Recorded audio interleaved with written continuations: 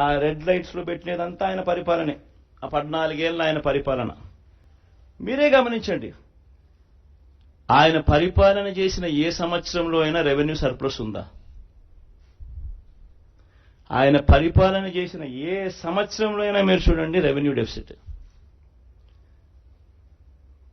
మన revenue ఎక్స్పెండిచర్కే revenue deficit అవుతా ఉన్నప్పుడు నువ్వు సంపద ఎక్కడి నుంచి సృష్టించావు, ఎక్కడ నీ గత జీవితంలో ఎప్పుడు సృష్టించావు అని అడుగుతా ఉన్నా.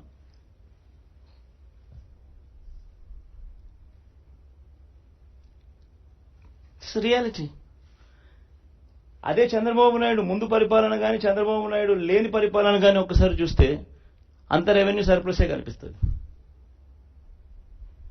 ఇన్ని సంవత్సరాలు రెవెన్యూ డెఫిసిట్ ఎక్కడ ఎవరి రెజ్యూమ్లో ఉండదు. ఏదో 1 సంవత్సరం ఉండొచ్చేమో, 2 సంవత్సరాలు ఉండొచ్చేమో రెవెన్యూ డెఫిసిట్. కానీ ఈ మాదిరిగా ఇన్ని సంవత్సరాలు ప్రతి సంవత్సరం రెవెన్యూ డెఫిసిట్ అనేది ఒక్క చంద్రబాబు నాయుడు హయాంలో మాత్రమే జరుగుతుంది. మళ్ళా ఇది రియాలిటీ అయి కనిపిస్తా ఉండగానే సంపద సృష్టిస్తానంటాడు. సృష్టించలేదు అని చెప్పి లెక్కలు చెప్తా ఉన్నాయి, కనిపిస్తా ఉన్నాయి. ప్రతి సంవత్సరం రెవెన్యూ డెఫిసిట్ కనిపిస్తా ఉంది ఆయన హయాం అంతా.